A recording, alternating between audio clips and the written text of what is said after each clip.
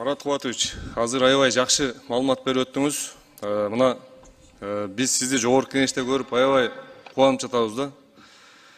Ушул жогорку кеңешке сиз башкы прокурор болгондон бери канча мыйзам алып келдиңиздер жогорку кеңешке? Прокуратура тарабынан.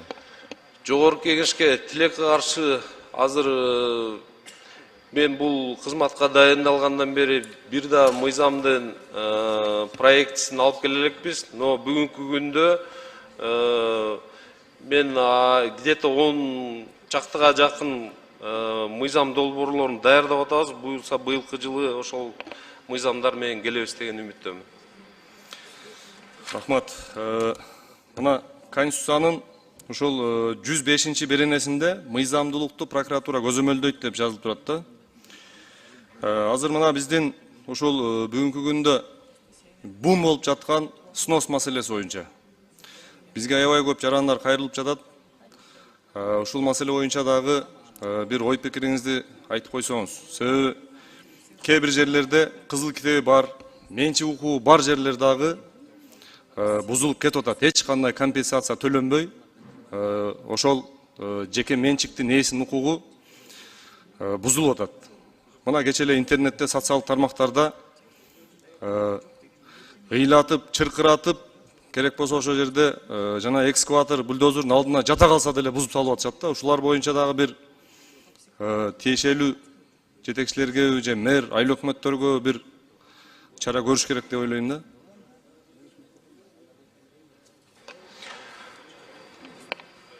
Рахмат, Бакыт Асамединович, бул коомдо болуп аткан өтө көйгөйлүү маселени көтөрдүңүз.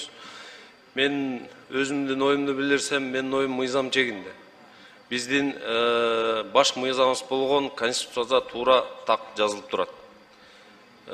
Менчик кол тийгиз деп. Жанагы сиз айтып аткан кимдин колунда ошол адамдын менчиги деген мамлекет тарабынан берилген госактысы болсо, ал жаранга эгер мамлекеттик муктаждык болуп жерин же мүлкүн алуу маселеси каралса, сөзсүз компенсация каралыш керек. Компенсация маселеси. Же болбосо ошого ылайыктуу башка жерден мүлк, жер болобу же башка мүлк, кыймылсыз мүлк берилиши керек.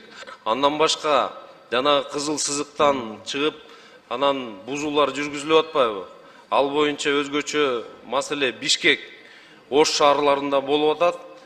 Бул менин маалыматыма ылайык бүгүнкү күнү эч бир документи жок. Өзүм билемдик менен коюп алган курулуштар.